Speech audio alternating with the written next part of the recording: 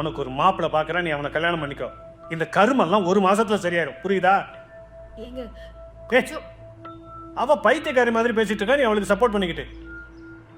இதை பார், நாளையிலேருந்து நீ ஒன்றும் ஆஃபீஸுக்கெல்லாம் போக வேண்டாம். உன்னை நம்பி இங்கே யாரும் இல்லை.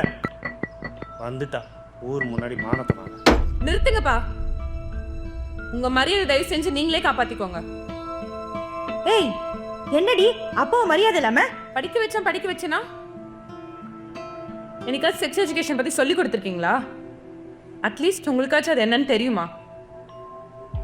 புரியல, என்னடி பேசுற? ஒரு அப்பா முன்னாடி இதெல்லாம் நாங்க எப்படி சொல்லி கொடுக்க முடியும்? இதெல்லாம் பேசுறதுக்கு ஒரு மாதிரி அருவருப்பா இருக்கே. ஓ, செக்ஸ் எஜுகேஷனே உங்களுக்கு அருவருப்பா இருக்கா?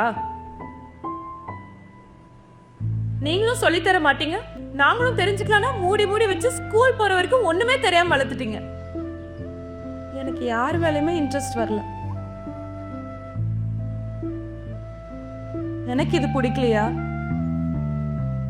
என் உடம்பு இதை அக்செப்ட் பண்ணிக்க மாட்டேதானே இன்னும் புரியல.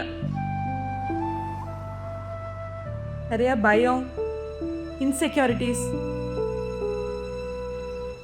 இதெல்லாம் போய் யார்கிட்ட சொல்றதுன்னு கூட தெரியல. சரி, லவ் பண்ணி தான் இதை புரிஞ்சுக்கலான்னு பார்த்தா ஆரம்பத்தில் எல்லா கண்டிஷனுக்கும் தலையை ஆட்டிட்டு பின்னாடி அதுவே வந்து பிரச்சனையா சொல்றான். இப்ப இருக்கிற எல்லா நம்பிக்கையும் போச்சு, அவ்வளவுதான். உங்களுக்கு ஒண்ணு தெரியுமா?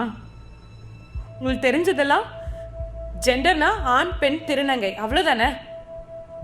ஆனா இங்க ஜெண்டர்னே ஒன்றும் கிடையாதான். தெரியாதுல்ல? உங்களுக்கு தெரிஞ்சுக்கவும்